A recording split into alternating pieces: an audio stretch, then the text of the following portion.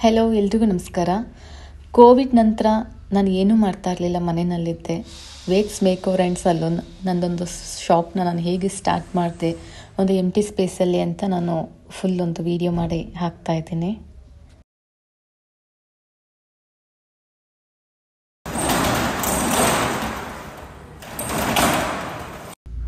ನಾನು ಫಸ್ಟು ಈ ಒಂದು ಶಾಪ್ನ ನಾನು ನೋಡಿದ್ದು ವಾಕಿಂಗ್ ಮಾಡ್ತಾ ಹೋಗ್ತಾ ಇದ್ದೆ ಹೀಗೇ. ಆಮೇಲೆ ರೆಂಟ್ ವಿಚಾರಿಸಿದವಾಗ ಓಕೆ, ನನಗೆ ನನ್ನ ಕೈಗೆ ಎಟ್ಕೋಷ್ಟು ಇದೆ ಇದು ಅಂತ ಅನ್ನಿಸ್ತು. ಈ ಸ್ಪೇಸ್ ಇಷ್ಟೊಂದು ನೀಟ್ ಇರಲಿಲ್ಲ. ಆ್ಯಕ್ಚುಲಿ ಈ ಥರ ಪೇಂಟ್ ಡಬ್ಬಗಳು ಎಲ್ಲ ಇತ್ತು, ಅದೆಲ್ಲ ಕ್ಲೀನ್ ಮಾಡಿ ನಾನು ವೀಡಿಯೋಗೋಸ್ಕರ ಅಂತಲೇ ನಾನು ಶೆಲ್ಟರ್ನ ಓಪನ್ ಮಾಡ್ತಿರೋದು ಒಂದು ವಿಡಿಯೋ ತಗೊಂಡೆ. ಫುಲ್ಲಿ ಎಂಟಿ ಸ್ಪೇಸ್, ಅಂದರೆ ಒಂದು ಪವರ್ ಕನೆಕ್ಷನ್ ಬಿಟ್ಟರೆ ಈ ಸ್ಪೇಸಲ್ಲಿ ಏನೂ ಇರಲಿಲ್ಲ, ಬಿಕಾಸ್ ಅದು ಹೊಸ ಬಿಲ್ಡಿಂಗ್ ಆಗಿತ್ತು. ಹಾಗಾಗಿ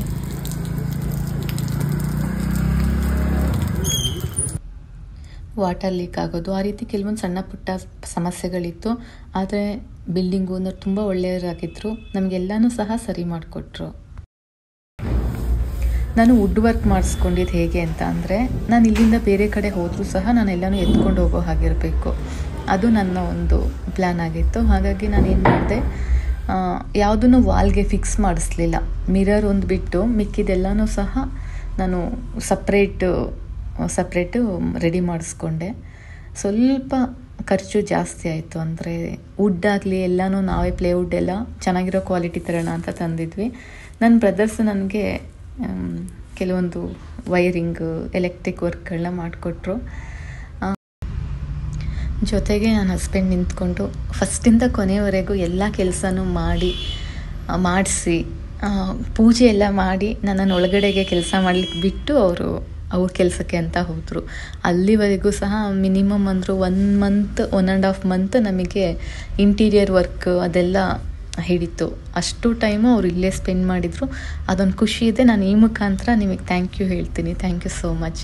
ನನ್ನ ಬ್ರದರ್ಸ್ಗೂ ಸಹ ಥ್ಯಾಂಕ್ ಯು. ನನ್ನ ಫ್ಯಾಮಿಲಿ ಮೆಂಬರ್ಸ್ ಯಾರೆಲ್ಲ ಸಪೋರ್ಟ್ ಮಾಡಿದ್ದಾರೆ ಎಲ್ಲರಿಗೂ ಸಹ ಥ್ಯಾಂಕ್ ಯು ಸೋ ಮಚ್.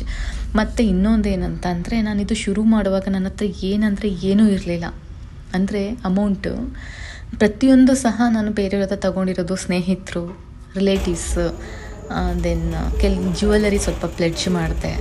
ಈ ರೀತಿ ಮನಸ್ಸು ಮಾಡಿದ್ದಷ್ಟೇ, ನಾನು ಒಂದು ಸಲೂನ್ ಓಪನ್ ಮಾಡಬೇಕು ಅಥವಾ ಲೇಡೀಸ್ ಪಾರ್ಲರ್ ಓಪನ್ ಮಾಡಬೇಕು, ಒಂದು ಮೇಕ್ ಓವರ್ ಸ್ಟುಡಿಯೋ ಎಲ್ಲ ಒಂದೇ ಸ್ಪೇಸಲ್ಲಿ ಇರಬೇಕು ಅಂತ. ಆ ದೇವರು ಎಲ್ಲನೂ ತಂತಾನೆ ಒಂದೊಂದೇ ರೆಡಿ ಮಾಡಿಕೊಟ್ರು. ಮಿರರ್ ಆ್ಯಕ್ಚುಲಿ ನಾನು ಕೊನೆಗೆ ಅಂತ ಫಿಕ್ಸ್ ಮಾಡ್ತಿದ್ದೆ, ಬಿಕಾಸ್ ಕೆಲವೊಂದು ಇಂಟೀರಿಯರ್ ವರ್ಕ್ ನಡೆಯುವಾಗ ಮಿರರ್ ಅಂದರೆ ಪ್ರಾಬ್ಲಮ್ ಆಗಬಾರ್ದು ಅನ್ನೋ ಉದ್ದೇಶದಿಂದ ಮಿರರ್ಗೂ ಅಷ್ಟೇ ಯಾವುದೇ ವುಡ್ ಆಗಲಿ ಏನಾಗಲಿ ನಾವು ಅಡ್ಜಸ್ಟ್ ಮಾಡಿಲ್ಲ. ಬ್ಯಾಕಿಗೆ ಡೈರೆಕ್ಟ್ ಮಿರರ್ನೇ ಸಹ ಫಿಕ್ಸ್ ಮಾಡಿಸಿದ್ದೀವಿ. ಇದು ಕೂಡ ಈಸಿಯಾಗಿ ರಿಮೂವ್ ಆಗುತ್ತೆ. ಸಮ್ಟೈಮ್ಸ್ ನಾವು ವರ್ಕ್ ಮಾಡಬೇಕು ಅಥವಾ ಏನೋ ಒಂದು ಹೊಸದಾಗಿ ಶುರು ಮಾಡಬೇಕು ಅಂತ ಹೊರಟವಾಗ ತುಂಬ ಸಮಸ್ಯೆಗಳು ಬರುತ್ತೆ. ನಾವು ಯಾರು ಅಮೌಂಟ್ ಕೊಡ್ತಾರೆ ಅಂತ ಅಂದ್ಕೊಂಡಿರ್ತೀವೋ ಅವ್ರು ಕೊಡಲ್ಲ, ಯಾರು ಕೊಡಲ್ವೋ ಅಂತ ಅಂದ್ಕೊಂಡು ಸುಮ್ಮನೆ ಕೇಳಿರ್ತೀವೋ ಅವ್ರು ಕೊಟ್ಟಿರ್ತಾರೆ. ನನಗೂ ಅದೇ ಥರ ಎಕ್ಸ್ಪೀರಿಯೆನ್ಸ್ ಆಗಿತ್ತು. ಒಂದು ಬೋರ್ಡು ನಾನು ಫೈನಲಿ ತಂದು ಹಾಕೋ ಅಷ್ಟೊತ್ತಿಗೆ ಆಲ್ಮೋಸ್ಟ್ ತುಂಬ ಕಡೆ ನಾನು ಅಮೌಂಟ್ ಸಾಲ ಮಾಡಿಬಿಟ್ಟಿದ್ದೆ. ಇನ್ನೊಂದು, ನನಗೆ ಫ್ಲವರ್ಸ್ ಮತ್ತು ಪಾಟ್ಗಳು, ಪ್ಲ್ಯಾಂಟಿಂಗ್ ಅಂದರೆ ನನಗೆ ತುಂಬ ಇಷ್ಟ. ನನ್ನ ಮನೆ ಆಗಲಿ ಅಥವಾ ನಾನು ಯಾವುದೇ ಪ್ಲೇಸಲ್ಲಿ ನಾನು ಇಲ್ಲಿ ಒಂದು ಸ್ವಲ್ಪ ಟೈಮ್ ಸ್ಪೆಂಡ್ ಮಾಡ್ತೀನಿ ಅನಿಸುತ್ತೋ ಅಲ್ಲೆಲ್ಲ ನಾನು ಪ್ಲ್ಯಾಂಟಿಂಗ್ ಮಾಡ್ತಾನೆ ಇರ್ತೀನಿ. ಮತ್ತು ಪ್ರತಿಯೊಂದು ಸಹ ಕಲರ್ ಕಾಂಬಿನೇಷನ್ ಸಹ ನಾನು ಯೋಚನೆ ಮಾಡಿ ಸೆಲೆಕ್ಟ್ ಮಾಡಿದ್ವಿ, ನಮ್ಮ ಮನೆಯವರು, ನಾನು ಎಲ್ಲರೂ. ಜೊತೆಗೆ ನಾನು ಫಿನಾನ್ಷಿಯಲಿ ಹೇಳ್ತಾ ಇದ್ದೆ ಅಲ್ಲ, ಅದು ನನ್ನ ಫ್ರೆಂಡ್ ಪಿಂಕಿ, ಅವ್ರಿಗೂ ಸಹ thank you so much. Then ನಾನು ಬಿಫೋರ್ ವರ್ಕ್ ಮಾಡ್ತಿದ್ದೆ, ಅಲ್ಲಿ ಸುಮ್ಮನೆ ಕೇಳಿದೆ ನೋಡೋಣ ಅಂತ, ಅವರು ಸಹ ನನಗೆ ಹೆಲ್ಪ್ ಮಾಡಿದರು. ನಾನು ಯಾರಿಗೆ ಅಮೌಂಟ್ ಕೊಟ್ಟಿದ್ದೆ ಅವ್ರು ಯಾರೂ ನನಗೆ ಹೆಲ್ಪ್ ಮಾಡಲಿಲ್ಲ. ಯಾರು ನನಗೇನೂ ಎಕ್ಸ್ಪೆಕ್ಟ್ ಮಾಡ್ದೇ ಕೊಟ್ಟರಲ್ಲ, thank you so much. Finally ನಂದು ಪರ್ಪಲ್ ಮತ್ತು ಪಿಂಕ್ ಕಾಂಬಿನೇಷನ್ ಥೀಮ್ ಇದ್ದಿತ್ತು. ನಾನು ಇನ್ ಫ್ಯೂಚರ್ ಎಲ್ಲೇ ಸಹ ನಾನು ಬ್ರಾಂಚಸ್ ಮಾಡಲಿ ಇದೇ ಥೀಮ್ ಕಂಟಿನ್ಯೂ ಆಗುತ್ತೆ. ನಾನು ಏನೆಲ್ಲ ಸರ್ವಿಸ್ ಇದೆ ಅಂದರೆ, ನಾರ್ಮಲಿ ನಾನು ತುಂಬ ಟ್ರೈನಿಂಗ್ಗಳನ್ನ ಮಾಡಿಕೊಂಡೆ. ಹೈಡ್ರಾ ಫೇಶಿಯಲ್ ಆಗಬಹುದು, permanent lip colour shade, permanent eyebrow, ತುಂಬ ಸರ್ವಿಸ್ಗಳನ್ನ ಅಂದರೆ ಸರ್ವಿಸ್ ಕೊಡಲಿಕ್ಕೆ ಕಲ್ತ್ಕೊಂಡೆ. ಬಿಕಾಸ್ ಇನ್ ಫ್ಯೂಚರ್ ತುಂಬಾ ನೀಡಿರುತ್ತೆ. ಯಾವುದೇ ವಸ್ತು ತೊಗೊಂಡ್ರೂ ಅದು ಸ್ವಲ್ಪ ಟೈಮ್ ಬಾಳಿಕೆ ಬರಲಿ ಅಂತ ಹೇಗೆ ಎಕ್ಸ್ಪೆಕ್ಟ್ ಮಾಡ್ತೀವೋ, ಸರ್ವಿಸ್ಗಳು ಹಾಗೇ. ಇಂತಿಷ್ಟು ಸಮಯ ನಮಗೆ ಒಂದು ಗ್ಲೋಯಿಂಗ್ ಆಗಲಿ ಅಥವಾ ಇರಬೇಕು ಅನ್ನೋ ಒಂದು ಆಸೆ ಪ್ರತಿಯೊಬ್ಬ ಕ್ಲೈಂಟ್ಗಳಿಗೂ ಇರುತ್ತೆ. ಹಾಗಾಗಿ ಲಾಂಗ್ ಟರ್ಮ್ ಅವರಿಗೆ ಒಂದು ರಿಸಲ್ಟ್ ಇರೋವಂತಹ ಸರ್ವಿಸ್ ಕೊಡಲಿಕ್ಕೆ ನಾನು ಟ್ರೈನಿಂಗ್ಗಳನ್ನ ತಗೊಂಡೆ. ನಾವು 4 ಗಂಟೆಗೆ ಆ ದಿನ ಪೂಜೆ ಮಾಡಬೇಕು ಅಂತ ಡಿಸೈಡ್ ಮಾಡಿದ್ವಿ. ಅಂದರೆ ಸೂರ್ಯೋದಯಕ್ಕೂ ಆಗೋದಕ್ಕೂ ಮುಂಚೆ ನಾವು ಪೂಜೆನ ಮಾಡಿದ್ವಿ. ತುಂಬ ಜನನ ಯಾರನ್ನೂ ನಾವು ಇನ್ವೈಟ್ ಮಾಡಿರಲಿಲ್ಲ. ಸಿಂಪಲ್ಲಾಗಿ ಮನೆಯವರೇ ಪೂಜೆ ಮಾಡ್ಕೊಂಡ್ವಿ. Vedashree, thank you so much, because ವೇದಶ್ರೀನೂ ಸಹ ನನಗೆ ಅಮೌಂಟ್ ಕೊಟ್ಟಿದ್ದಾರೆ. ದೆನ್ ತುಂಬ ನಾನು ಹೇಳಿದ್ನಲ್ಲ, ಯಾರ್ಯಾರು ಹೆಲ್ಪ್ ಮಾಡಿದರು. ಮತ್ತು ಡೆಕೋರೇಷನ್ ಆಗಿ ಎಲ್ಲನೂ ನನ್ನ ಫ್ಯಾಮಿಲಿ ಮೆಂಬರ್ಸೇ ನಿಂತ್ಕೊಂಡು ಮಾಡಿದರು. ಪೂಜೆಗಾಗಲಿ ಎಲ್ಲದಕ್ಕೂ ಸಹಾಯ ಮಾಡಿದರು.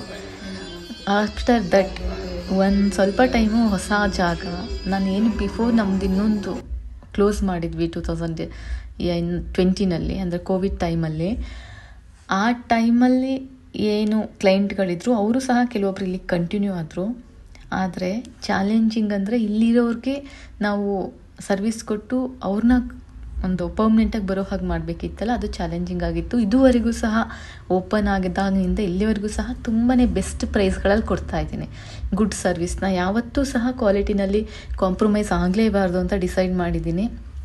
ನಮ್ಮ ಸಲೂನ್ ಒಳಗಡೆಗೆ ಬರುವಂತಹ ಪ್ರತಿಯೊಂದು ಐಟಮ್ಮು ಸಹ ಎಲ್ಲ ಕ್ವಾಲಿಟಿದೇ ಆಗಿರಲಿ ಅನ್ನೋ ಉದ್ದೇಶದಿಂದ ನಾನು ಪ್ರೈಸ್ ಕಮ್ಮಿ ಮಾಡಿದರೂ ಸಹ ಕ್ವಾಲಿಟಿ ಕಾಂಪ್ರಮೈಸ್ ಅಂತೂ ಆಗ್ತಾಯಿಲ್ಲ. ಇನ್ನೊಂದು, ದೇವರು ಅದು ಹೇಗೆ ನನಗೆ ಶುರುವಿನಲ್ಲಿ ಲೋನ್ಗಳನ್ನೆಲ್ಲ ಅಥವಾ ಕೊಡಿಸಿದ್ರು ಅದೇ ಥರ ತೀರಿಸ್ಲಿಕ್ಕೂ ಸಹ ಸಹಾಯ ಮಾಡಿದರು. ಹಾಗಾಗಿ ನಾನು ದೇವ್ರಿಗೆ, ಯೂನಿವರ್ಸ್ಗೆ ಎಲ್ರಿಗೂ ಸಹ ಥ್ಯಾಂಕ್ ಯು ಹೇಳ್ತೀನಿ. ಬಿಕಾಸ್ ಇದೊಂದು ನನ್ನ ಪುಟ್ಟ ಹೆಜ್ಜೆ ಅಂತ ಅಂದ್ಕೊಂಡಿದ್ದೀನಿ. ಇಲ್ಲಿಂದ ಬೆಳೆಯೋದು, ತುಂಬ ತಲುಪುವಂತಹ ಗುರಿ ತುಂಬ ಇದೆ. ಹಾಗಾಗಿ ಅಲ್ಲದೆ ನನಗೆ ಮೊದಲೇ ನಾನು ತುಂಬ ಕಡೆ ಹೇಳ್ಕೊಂಡಿದ್ದೀನಿ, ಆ ಥರ ತುಂಬ ಹೆಣ್ಮಕ್ಳಿಗೆ ಸಹಾಯ ಮಾಡಬೇಕು ಅನ್ನೋದು ಸಹ ಇದೆ. ಯಾರಿಗೆ ಅವಶ್ಯಕತೆ ಇದೆ ಅಂಥವ್ರಿಗೆ ನಾವು ದುಡ್ಡು ಕೊಟ್ಟರೆ ಒಂದಿನಕ್ಕೆ ಖಾಲಿ ಆಗೋಗುತ್ತೆ, ಇಂತಿಷ್ಟು ದಿನಕ್ಕೆ ಖಾಲಿ ಆಗೋಗುತ್ತೆ. ಅದೇ ಒಂದು ವಿದ್ಯೆ ಅನ್ನೋದನ್ನು ಕೊಟ್ಟರೆ ಅವ್ರ ಜೀವನ ಪರ್ಯಂತ ಅದು ಅವ್ರ ಲೈಫಲ್ಲಿ ಉಳಿಯುತ್ತೆ. ಹಾಗಾಗಿ ಮೇಕ್ ಓವರ್ ಅಷ್ಟೇ, ಪ್ರತಿ ಟೈಮ್ಗೂ ಸಹ ಅಪ್ಡೇಟ್ ಆಗ್ತಾನೇ ಇರುತ್ತೆ. ಹಾಗಾಗಿ ಪ್ರಾಡಕ್ಟ್ಸ್ಗಳಾಗಲಿ ಇನ್ವೆಸ್ಟ್ಮೆಂಟ್ ಆಗಲಿ ನಮಗೆ ಜಾಸ್ತಿ ಆಗ್ತಾನೇ ಇರುತ್ತೆ. ಸೇಮ್ ಈ ಒಂದು ಬ್ಯೂಟಿ ಥೆರಪಿಸ್ಟ್ ಆಗಿ ವರ್ಕ್ ಮಾಡುವಾಗಲೂ ಅಷ್ಟೇ, ಇಲ್ಲೂ ಸಹ ಹಲವಾರು ಪ್ರಾಡಕ್ಟ್ಗಳು ತುಂಬಾ ಅಪ್ಡೇಟ್ ಆಗ್ತಾನೇ ಇರುತ್ತೆ. ನಾವು ಅಪ್ಡೇಟ್ ಆಗಬೇಕು, ಆ ಎಕ್ವಿಪ್ಮೆಂಟ್ಗಳನ್ನ ಮತ್ತೆ ತೊಗೋಬೇಕು, ಬೆಸ್ಟ್ ಸರ್ವಿಸ್ಗಳನ್ನ ಕೊಡಬೇಕು. ಅಂದರೆ ಕಾಂಪಿಟೇಷನ್ ತುಂಬಾ ಇರುತ್ತೆ. ನಾವು ಎಲ್ಲೇ ಹೋದರೂ ಸಹ ಕಾಂಪಿಟೇಷನ್ ಇರುತ್ತೆ. ಆದರೆ ನಾವೇನು ಸರ್ವಿಸ್ ಕೊಡ್ತೀವಿ ಅನ್ನೋದ್ರ ಮೇಲೆ ನಮಗೆ ಕ್ಲೈಂಟ್ಗಳಿರ್ತಾರೆ. Actually as a beauty therapist ಆಗಿರೋಂತಹ ಈ ಒಂದು ಪ್ರೊಫೆಷ್ನಲ್ ನನಗೆ ಬೇಡ ಅಂತ ನಾನು ಎಷ್ಟೇ ಅಂದ್ಕೊಂಡ್ರೂ ಸಹ ವಾಪಸ್ ನನಗಿದೇನೆ ಒಲ್ದು ಬರ್ತಾ ಇದೆ. ಹಾಗಾಗಿ ನಾನು ಇನ್ನು ಮುಂದೆ ಸ್ಟಾಪ್ ಮಾಡೋದು ಬೇಡ ಅಂತ ಅಂದ್ಕೊಂಡಿದ್ದೀನಿ. Make over course, beautician course ಮತ್ತು ಮಾಡೆಲಿಂಗ್ ಕೋರ್ಸ್ಗಳು ಸಹ ಇಲ್ಲಿ ಅವೈಲೇಬಲ್ ಇದೆ. ಹಾಗಾಗಿ ನಾನು ಸಲೂನ್ನ ಡಿವೈಡ್ ಮಾಡಿಲ್ಲ ಎಲ್ಲೂ ಸಹ. ಆ ಲೆಂತ್ ಏನಿದೆ ಅದು ನಾನು ಹಾಗೇ ಉಳಿಸ್ಕೊಂಡಿದ್ದೀನಿ. ನನಗೆ ಕ್ಲಾಸಸ್ ತಗೊಳ್ಳಿಕ್ಕೆ ನನಗೆ ಆ ಸ್ಪೇಸ್ ಬೇಕಾಗುತ್ತೆ ಅನ್ನೋ ಉದ್ದೇಶದಿಂದ ಯಾರೆಲ್ಲ ಆಸಕ್ತಿ ಇದೆ ಕಲಿಬೇಕು ಅನ್ನೋರು ಅವ್ರು ಖಂಡಿತ ಬನ್ನಿ. ನಾನು 100% ಕಲಿಸ್ತೇನೆ. ಕಲಿಯುವಾಗನೇ ಕರೆಕ್ಟಾಗಿ ಕಲಿತ್ರೆ ನಮಗೆ ಆನಂತರ ಯಾವುದೇ ಭಯ ಇಲ್ಲದೇ ನಾವು ಸ್ಟಾರ್ಟ್ ಮಾಡ್ಬೋದು. ನಾನು ತುಂಬ ಕಡೆ ನೋಡ್ತಾ ಇರ್ತೀನಿ, ಎಷ್ಟೋ ಸಲೂನ್ಗಳು ಸೇಲ್ಗಿರುತ್ತೆ, ಎಸ್ಪೆಷಲಿ ಯುನಿಸೆಕ್ಸ್ ಮತ್ತು ಲೇಡೀಸ್ದು. ಆದರೆ ಮೆನ್ಸ್ದು ಯಾವತ್ತೂ ಅವ್ರು ಕ್ಲೋಸ್ ಮಾಡ್ತಾಯಿದ್ವಿ ಅಂತ ಎಲ್ಲೂ ನೋಡೇ ಇಲ್ಲ ನಾನು ಆ ರೀತಿ. ಬಿಕಾಸ್ ಎಕ್ಸ್ಪೆಕ್ಟೇಷನ್ ಜಾಸ್ತಿ ಇಟ್ಕೊಂಡು ತುಂಬಾ ಇನ್ವೆಸ್ಟ್ ಮಾಡಿಬಿಡೋದು ಆ್ಯಕ್ಚುಲಿ ನನ್ನ ಕಡೆಯಿಂದ ನಾನು ಅದು ರಾಂಗ್ ಅಂತ ಹೇಳ್ತೀನಿ. ಒಂದು ಬಜೆಟಲ್ಲಿ ಶುರು ಮಾಡಬೇಕು. ನಾನು ಫಸ್ಟ್ ನನ್ನ ಒಂದು ಲೇಡೀಸ್ ಬ್ಯೂಟಿ ಪಾರ್ಲರ್ನ ಶುರು ಮಾಡಿದವಾಗ 2.5 ಲ್ಯಾಕಲ್ಲಿ ಶುರು ಮಾಡಿದ್ದೆ. ಈ ಸಲ ಸ್ವಲ್ಪ ಜಾಸ್ತಿ ಆಯಿತು ಬಿಟ್ಟರೆ. ಇನ್ವೆಸ್ಟ್ ಮಾಡುವಾಗ ಫಸ್ಟು ಅದರಲ್ಲೊಂದು ಗ್ರಿಪ್ ಸಿಗೋರಿಗೆ ನಾವು ತುಂಬಾ ಸಾಲ ಮಾಡಿನೋ ಅಥವಾ ಇರೋ ಬರೋ ದುಡ್ಡೆಲ್ಲ ತಂದು ಹಾಕ್ಬಿಡಬಾರ್ದು. ಆನಂತರ ಬೇಕಾದ್ರೆ ಡೆವಲಪ್ ಮಾಡ್ಕೋಬೋದು, ನೆಕ್ಸ್ಟ್ ಬ್ರಾಂಚ್ ಅಂತ. ಇದು ನನ್ನ ಸಜೆಷನ್. ಯಾರೆಲ್ಲ ಈ ಒಂದು ಫೀಲ್ಡಿಗೆ ಬರಬೇಕು ಅಂತ ಇದ್ದೀರಾ ಅವ್ರಿಗೆ ಮೇಕ್ ಓವರ್ ಕಲ್ತ್ಬಿಡ್ತೀರಾ, ಅಕಾಡೆಮಿಯಿಂದ ಸ್ಟಾರ್ಟ್ ಮಾಡ್ತೀರಾ ಅಥವಾ ಸ್ಟುಡಿಯೋ ಸ್ಟಾರ್ಟ್ ಮಾಡ್ತೀರಾ, ಆದರೆ ಇನ್ವೆಸ್ಟ್ ಮಾಡುವಾಗ ಹುಷಾರಾಗಿ ಮಾಡಿ. ಇದು ನನ್ನ ಸಜೆಷನ್. ಜೀವನದಲ್ಲಿ ಹೇಗೆ ಏರುಪೇರುಗಳಿರುತ್ತೋ ಹಾಗೆ ಪ್ರೊಫೆಷ್ನಲಿ ಈ ಒಂದು ಬಿಸ್ನೆಸ್ಸಲ್ಲೂ ಸಹ ಏರುಪೇರಿರುತ್ತೆ. ಒಂದು ಸೀಸನ್ ಇದ್ದಾಗೆ ಇನ್ನೊಂದು ಸೀಸನ್ ಇರಲ್ಲ. ಇವತ್ತು ಬಿಸಿ ಇದ್ದರೆ ನಾಳೆ ನಾವು ಖಾಲಿ ಇರ್ಬೋದು, ಆ ರೀತಿ ಇರುತ್ತೆ. ಬಟ್ ಅದನ್ನು ಬ್ಯಾಲೆನ್ಸ್ ಮಾಡ್ಕೊಂಡು ಹೋಗಬೇಕು ಅಷ್ಟೇ. ಅಲ್ಲದೆ ಮಾಡೆಲಿಂಗ್ ಒಂದು ಆಡಿಷನ್ ಸಹ ಇಲ್ಲಿ ನಡೀತಾ ಇರುತ್ತೆ. ಯಾರೆಲ್ಲ ಮಾಡೆಲಿಂಗೆಲ್ಲ ಇಂಟ್ರೆಸ್ಟ್ ಇದೆಯೋ ಅವರು ಸಹ ಕಾಂಟ್ಯಾಕ್ಟ್ ಮಾಡಬಹುದು. ಈಗ ಒಂದು 6+ ಮಂತ್ಸ್ ಆಗಿದೆ.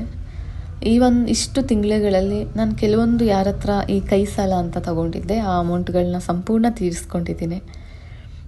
ಕೆಲವೊಂದು ಲೋನ್ಗಳೇನಿದೆ ಅವು ಬ್ಯಾಲೆನ್ಸ್ ಇದೆ. ಒಂದು 4-5 ಲೋನ್ಗಳಿದೆ ಅನಿಸುತ್ತೆ. ಅಂದರೆ ಬ್ಯಾಂಕ್ ಅಲ್ಲದೇ ಬೇರೆ ಕಡೆ ಲೋನ್ ಅಂತ ತೊಗೊಂಡಿರೋದು. ಅವುಗಳನ್ನ ಕ್ಲಿಯರ್ ಮಾಡಿಕೊಂಡ್ರೆ ನಾನು ಇನ್ನಷ್ಟು ಫ್ರೀಯಾಗಿ ಕೆಲಸ ಮಾಡಬಹುದು.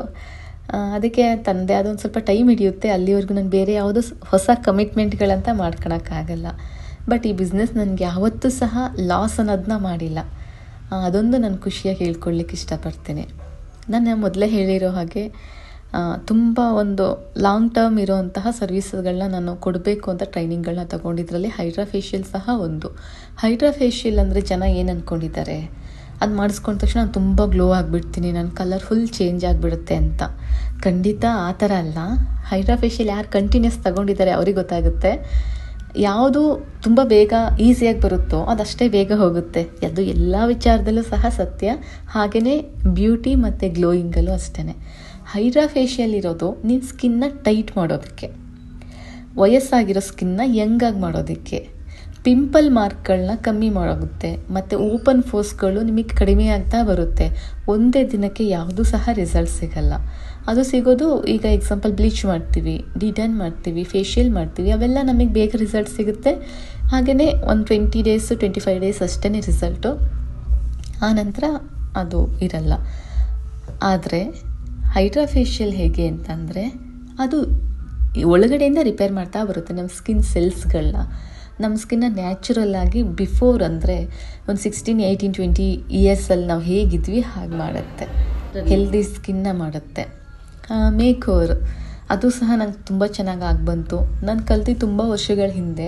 ಬಟ್ ಅಪ್ಡೇಟ್ ಆಗಬೇಕು ಅಂತ ಮತ್ತೆ ಸಹ ನಾನು ಕೋರ್ಸ್ ಮಾಡಿಕೊಂಡೆ. ತುಂಬ ಒಂಥರ ತುಂಬ ಪ್ಲೇಸ್ಗಳಿಗೆ ಓಡಾಡಿದ್ವಿ. ಎಲ್ಲ ಎಕ್ಸ್ಪೀರಿಯೆನ್ಸ್ ಚೆನ್ನಾಗಿದೆ.